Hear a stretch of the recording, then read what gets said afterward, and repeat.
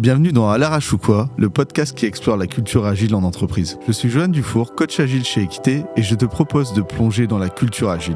C'est ta pause pleine d'histoires, d'astuces et de moyens concrets avec des passionnés qui ont du vécu. L'objectif, rendre l'agilité accessible.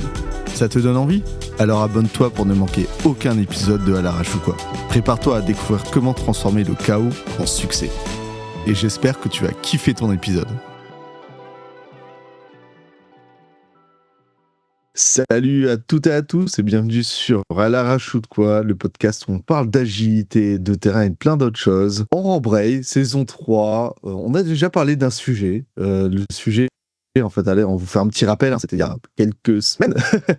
Il est assez simple, mais ultra tendance, j'ai envie de dire. Produit responsable et impact, ça se prépare à l'arrache. On va faire une petite deuxième partie avec Rémi Delton. Salut Rémi. Salut Johan. Comment est-ce que ça va depuis le dernier épisode, on va dire? Ça va très bien, je suis ravi de te retrouver. Eh ben, moi aussi, c'est pareil. On était un petit peu resté sur notre fin la dernière fois, où on a parlé plein de choses. Je pense que ce qu'on peut se dire, c'est que la définition du produit responsable, elle est déjà posée. Donc ça, c'est une bonne nouvelle. Et on a aussi commencé à faire des amorces autour des moyens. Et on va rentrer dans le concret. C'est, OK, produit responsable, on sait ce que c'est, mais quels sont les moyens qu'on va pouvoir justement définir, faire respecter pour que le produit soit justement considéré comme responsable.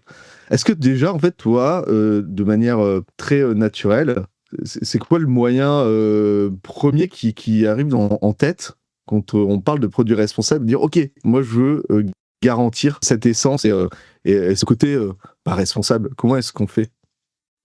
Alors en fait, nous surtout ce qu'on a voulu autour du produit responsable, c'est comme on se le disait lors du premier épisode, c'est que souvent c'est un sujet. Alors on pose des grands principes, etc. Donc ça tout le monde le comprend. Par contre souvent c'est pas concret.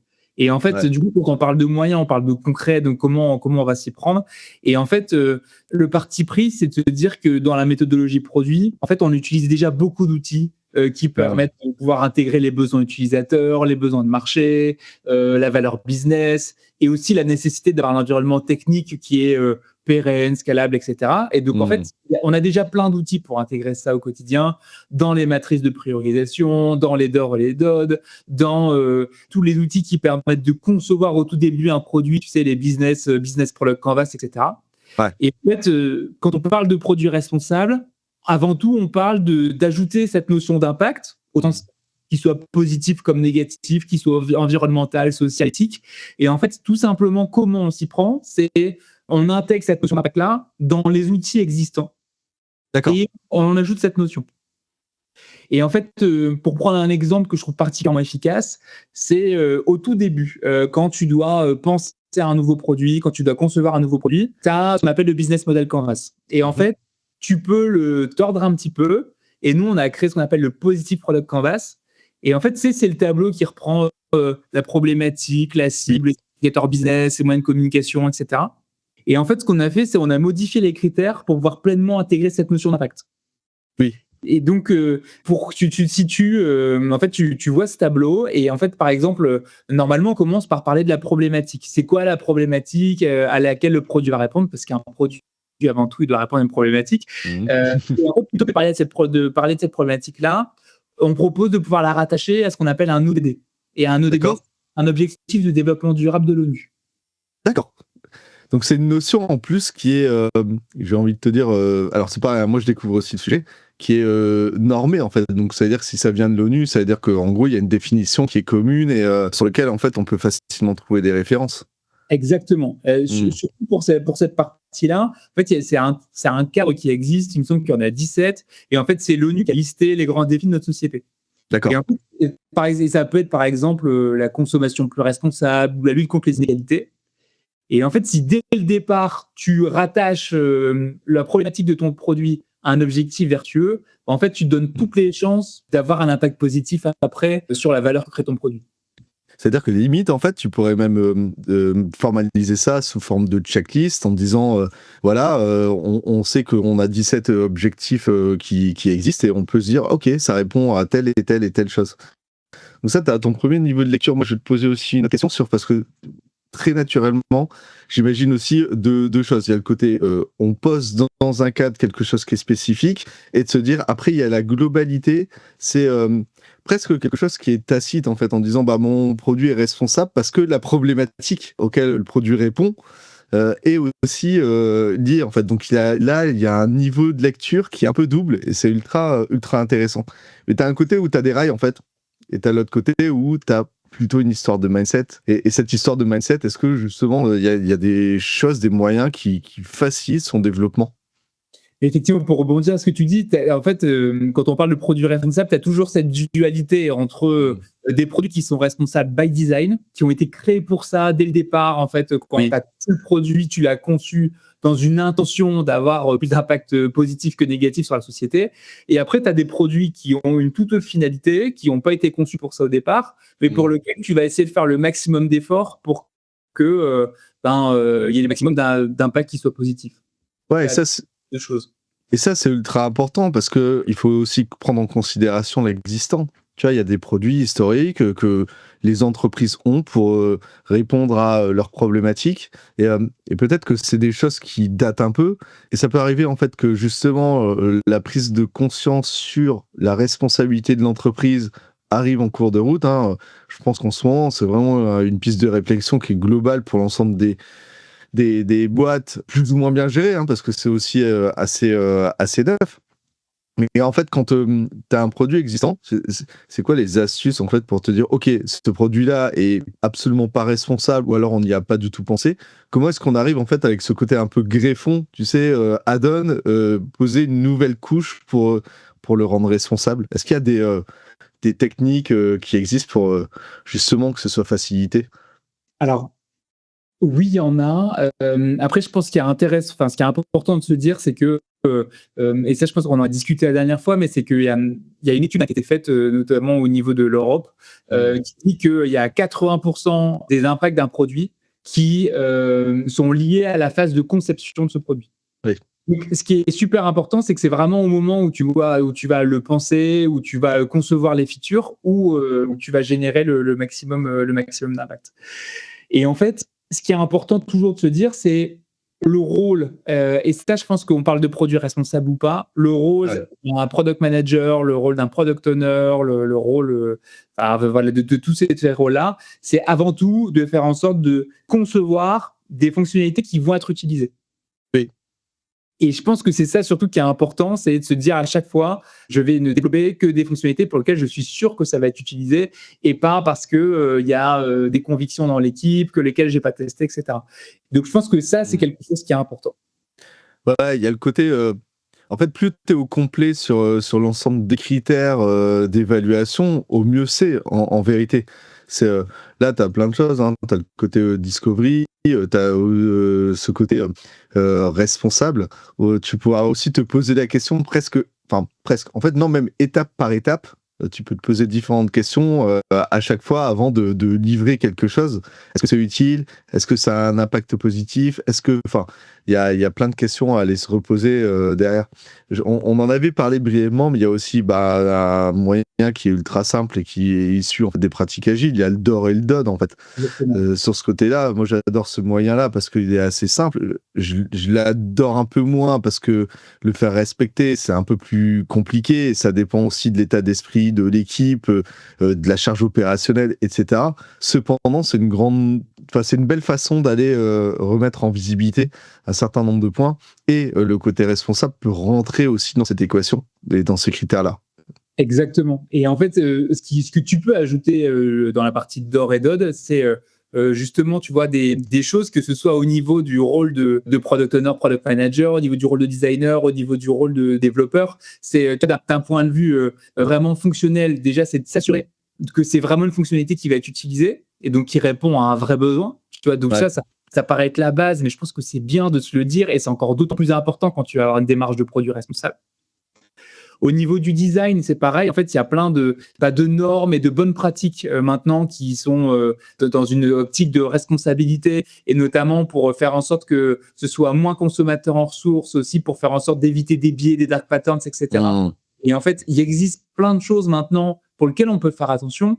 Et c'est aussi le cas en termes de développement avec tout ce qu'il y a autour du Green IT, il y a aussi plein de bonnes pratiques pour lesquelles on peut faire attention pour faire en sorte que ça occasionne le moins de charges serveurs possible, qu'on ne reload pas à chaque fois les mêmes éléments, qu'on puisse diminuer le Mmh. poids des choses. Enfin, il y a plein d'éléments qu'on peut ajouter dans les DOR et DOD dans une logique de produit responsable. En fait, ouais, c'est vrai que ça touche vraiment plein de choses, hein, le pur technique, le pur fonctionnel, même après, tu as l'aspect stratégie, tu vois? Enfin, ça, c'est ultra important. Le côté stratégie d'entreprise qui est facilitante, en tout cas, pour aller développer ce point-là. Tu sais, moi, il y a un truc un peu à l'ancienne où tu avais l'impression, il y a 10, 15 ans, que parfois, en fait, les équipes avaient du budget et du coup, elles devaient produire, même s'il y avait pas trop d'impact ou si on se reposait pas la question de pourquoi est-ce qu'on produisait des choses. Je trouve ça un peu dramatique dans le fond parce que là, en fait, en termes de responsabilité, c'est un chaos total. En fait, c'est même pas défendable. Quand on produit quelque chose, pour nous, ça nous paraît une évidence. Mais le côté, on a un budget, du coup, on doit le faire. Ça aussi, ça doit disparaître dans le temps. Et ça veut dire d'être capable de rechanger le budget parce que les choses changent. Ça veut dire qu'en gros, il y a quand même une culture d'entreprise qui doit être extrêmement compatible avec cette responsabilité au global. Sinon, ça marche pas bien, quoi. C'est sûr. Et cette culture du résultat, elle n'est pas si évidente que ça dans toutes les Oui, entreprises. c'est clair. Ouais. Et est-ce que tu as des astuces justement en fait pour changer un peu l'état d'esprit ou Oui. peut-être rassurer des gens, tu sais, dire ouais mais moi on m'a demandé de faire ce produit, au final je vais pas vraiment voir au chapitre, je le fais parce que j'ai pas trop le choix, ou alors je perds ma place, hein, tu sais, c'est tout bête, hein, mais des fois c'est juste ça, hein, ouais mais si je fais rien, en gros ma place elle est plus légitime. Est-ce que toi tu as des astuces en fait pour te dire ok on va essayer de rajouter un peu de conviction et de réexpliquer que on veut remettre du sens, on veut répondre à des problématiques, on veut être responsable. En fait, pour revenir, tu vois, à ce que je te présentais au départ là sur le Positive Product Canvas, Mhm. ça c'est au moment où tu penses ton produit au départ ou même où tu vas réfléchir à de nouvelles fonctionnalités. Et en fait, ce qui est intéressant à ajouter à l'intérieur, et ça c'est vraiment de façon très pratique, hein, c'est que Mm. déjà tu as la problématique dont je t'ai parlé, que tu rattaches à un objectif de développement durable, mais aussi dans le Business Product Canvas, ce que tu as, c'est que tu réfléchis à des indicateurs business. Et donc, quelle est la valeur que va créer mon produit d'un point de vue business. Et en fait, ce que je trouve intéressant d'ajouter, c'est que cette partie indicateur business, elle est importante. Elle est nécessaire parce que c'est ce qui va permettre la pérennité de ton produit et faire en sorte que tu puisses le tenir dans le temps et qu'il puisse apporter de la valeur pour l'entreprise et que l'entreprise continue. Donc ça, il n'y a aucun problème. Mais ce qui est important, c'est de mettre en regard d'un deuxième indicateur qui est l'indicateur d'impact. Et en Mm. fait, l'indicateur d'impact, c'est ce qui va venir directement répondre à ta problématique qui est issue d'un objectif de développement durable. Et cet indicateur, ça peut être, par exemple, un nombre d'emplois qui est créé parce que tu fais travailler, par exemple, des personnes en réinsertion. Ça peut être des tonnes de déchets économisés. Ça peut être des tonnes de Mm. CO2 qui sont évitées grâce à ton produit. Ah, Ouais. tu vois, ça peut être ce type de choses que tu vas mesurer en même temps que les indicateurs business. Et ça, c'est génial parce que tu peux le poser dès le départ en vrai. Tu vois, tu vas. Exactement. En fait, tous les indicateurs, en vrai, ça devrait être comme ça. Sauf que la réalité, c'est souvent ah mince, on a oublié de mesurer en fait finalement quel est l'impact qu'on va avoir. On ne sait pas trop parce qu'on n'a pas le standard ou. Enfin, il y a plein de grandes questions. Et au final, je pense que oui, il y a quand même des indicateurs. Alors ceux-là, ils sont un peu neufs en fait. En réalité, quand on parle de l'empreinte carbone, il y a 10 ans, ça n'existait pas en fait. Enfin, l'empreinte carbone existait, mais le fait de le mesurer, on n'en parlait pas. Tout le monde s'en foutait clairement. C'était pas une question. Et là, j'aime bien, tu sais, le fait de croiser les indicateurs, de se dire enfin, tu vois, tu as ce côté qui est complémentaire de génial, par exemple. J'ai vendu autant parce que c'est directement connecté à un SCA. Admettons, hein, je prends l'exemple. Par contre, si on augmente notre empreinte carbone, est-ce que ça vaut le coup, en fait, éthiquement parlant? Et si on ne fait pas parler ça, c'est dire, bah, c'est génial. Moi, j'ai regardé un reportage il n'y a pas longtemps sur Amazon avec le greenwashing. Donc, nécessairement, ce genre de sujet-là, c'est assez frais dans ma tête. Et c'est dire, OK, on vend plus, mais au final, notre impact reste corrélé à ce qu'on vend. Donc, mettons les actions en place pour régler la situation, quoi. Ouais, c'est clair. Et il y a une deuxième astuce, une deuxième dualité comme ça qui est intéressante, c'est de faire la différence entre tes utilisateurs et les bénéficiaires. En Ouais. fait, c'est-à-dire que ton produit a forcément des utilisateurs, donc des personnes qui vont utiliser ces fonctionnalités au quotidien, etc. Par contre, toi, la responsabilité et l'impact positif que tu vas avoir, il va pas bénéficier forcément à ses utilisateurs là directement, mais à d'autres parties prenantes qui sont des bénéficiaires. Et tu vois, ces bénéficiaires, ça peut être des personnes pour qui, justement, un emploi va être créé, ou alors ça peut être des dons à des associations. Du coup, c'est des associations qui vont en bénéficier, ou ça peut être la biodiversité, enfin, tu vois. Mais c'est de se dire, voilà, j'ai aussi un autre persona qui est le bénéficiaire. Ouais, et pour ça, pour que ce soit extrêmement facilité, il te faut aussi une forme de démarche RSE qui est marketée, en fait, et qui est réelle. Moi, j'aime bien ce mot-là, qui existe en vrai. Ça, c'est ultra important. Parce que sinon, qu'est-ce qui peut se passer, en fait? Si tu dis c'est extrêmement local, c'est une démarche qui est poussée par le terrain, tu sais, plus en mode bottom-up, et que au final, quand on arrive en fait au niveau de l'entreprise, ça fasse pouf, tout simplement. Est-ce qu'il y a en fait des choses pour se dire, quels sont les impératifs pour y arriver et pour que tout le monde soit aligné au final? Tu veux dire comment tu fais aussi pour aller chercher ta hiérarchie et Bah, l'entreprise de manière générale sur une démarche comme ça? c'est ça, tu vois, tu as ce côté top-down qui est ultra facilitant parce que globalement, en fait, ça fait partie de ta stratégie et c'est coopté par des leaders, tu vois. Et après, tu as le côté, et ça, on le vit beaucoup dans la culture agile, bottom-up, en disant on fait des trucs machin, et au final, ça peut se diffuser de manière un peu plus longue, mais au niveau, en fait, de la gouvernance de ton entreprise pour que ça se diffuse encore plus loin et de manière un peu plus générale. Est-ce qu'il y a des astuces ou est-ce qu'il y a des choses, en fait, qui peuvent aider à convaincre des entreprises qui n'auraient pas une démarche RSE, ou alors, encore pire, qui auraient une démarche RSE, mais impossible à appliquer parce que c'est pas culturel. Je pense que ce qui est important, c'est déjà de ne pas attendre que ça vienne, que ce soit top-down. Nous, c'est ce qu'on a voulu, tu vois, avec la fondation, c'est d'apporter des outils aux équipes pour qu'ils puissent, eux, quand ils ont des convictions, pouvoir le faire sans attendre la hiérarchie et puis déjà en équipe. Mais à côté de ça, je pense qu'il y a des arguments qui sont importants. Déjà, premier argument, c'est de mettre en avant que c'est une vraie attente de toute une partie de la population aussi, et de nos clients et de nos utilisateurs. Et donc, aujourd'hui, tout ce qui est autour du climat, c'est la deuxième plus grande préoccupation des Français. Donc voilà, c'est quand même la première étant plutôt le pouvoir d'achat, mais c'est pour dire que c'est quand même un sujet pour lequel il y a une traction de plus en plus importante. Oui. Après, il y a des réglementations aussi. Tu vois, par exemple, le sujet comme l'accessibilité, maintenant, c'est plus des convictions, ça devient obligatoire, sinon tu peux avoir des amendes, etc. Et il y aura sans doute aussi un jour, tu vois, des sortes de règles, de grandes règles à respecter sous peine d'amende sur ces sujets-là. Ouais, d'ailleurs, pour te donner mon avis, je trouve que c'est même anormal que ça n'existe pas encore actuellement.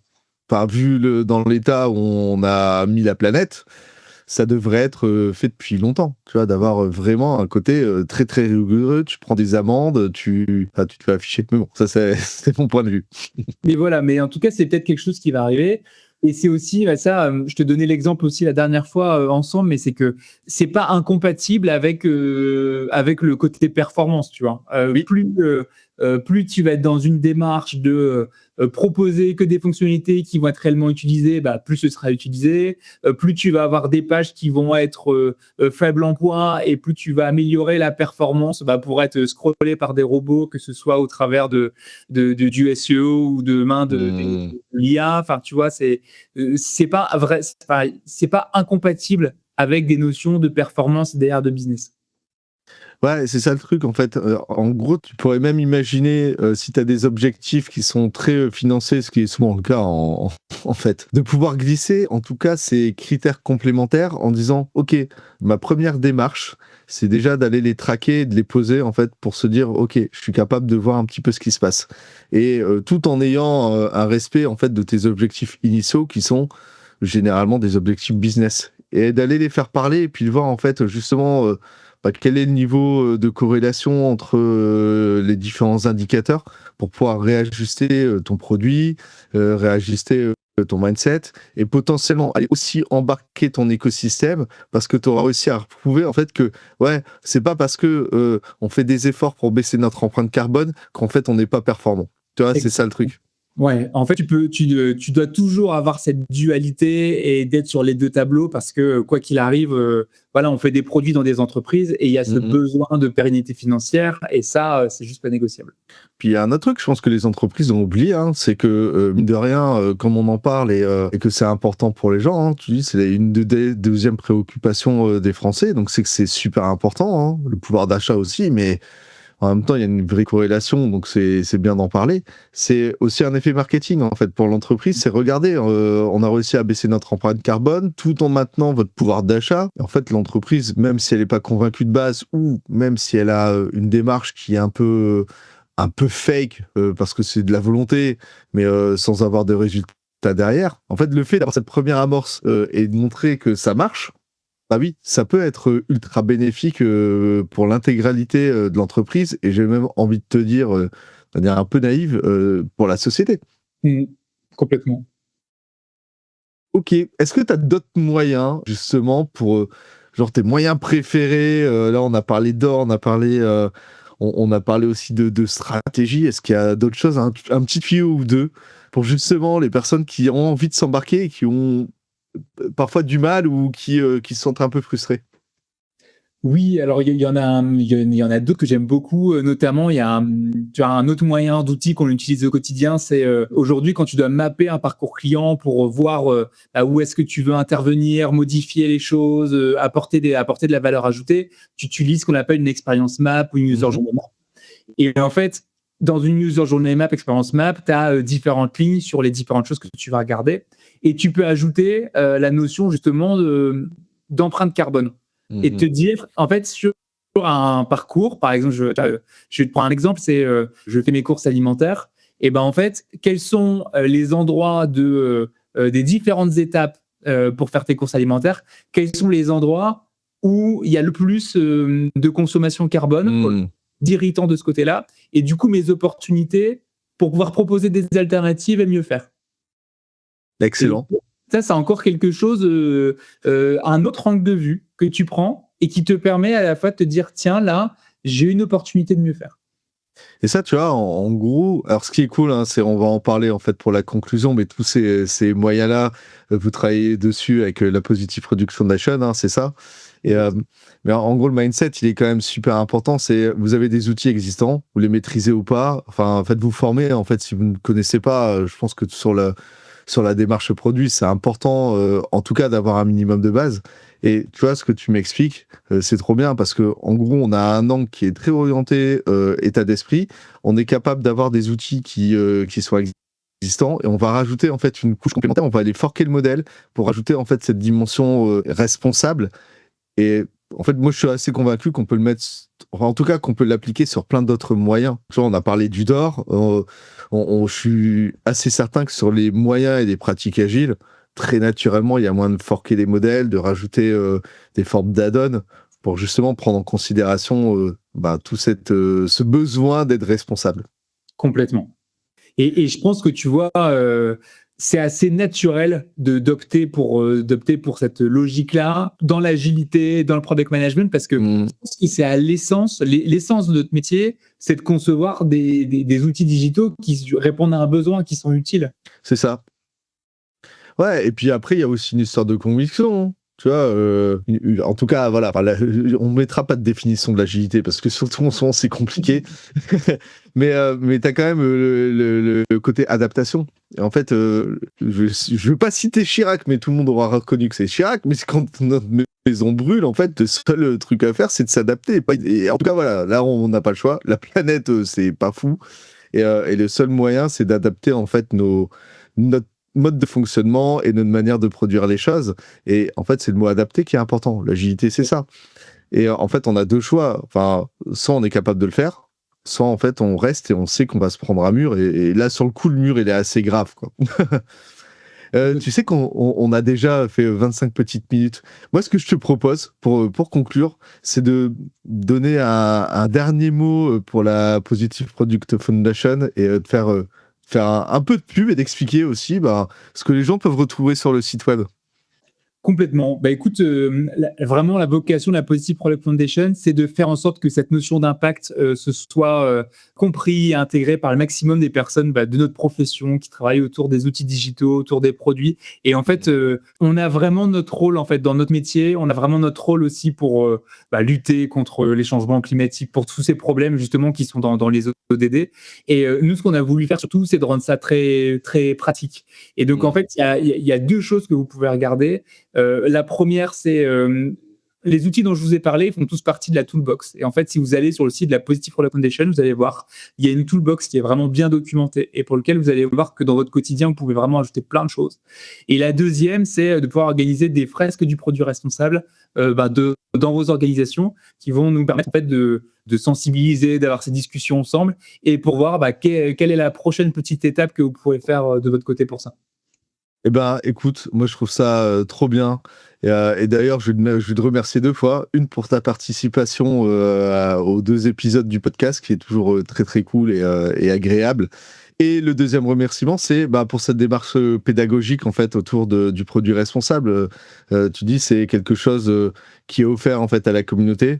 Donc voilà, amis auditeurs, n'hésitez pas, auditeurs et auditrices, n'hésitez pas à aller voir, à aller regarder, à vous inspirer. Les boîtes à outils, quand elles sont réalisées par des gens convaincus et experts, ça a toujours un réel intérêt au lieu de réinventer la roue. Et puis n'hésitez pas à faire du feedback aussi auprès de Rémi si ça vous intéresse. Voilà, facilement trouvable, Rémi Delton. Voilà, on est bien. Merci beaucoup Rémi pour ta participation. Merci à toi, Johan. On se dit à très très vite, à bientôt. Ciao ciao. Merci d'avoir écouté À l'arrache ou quoi.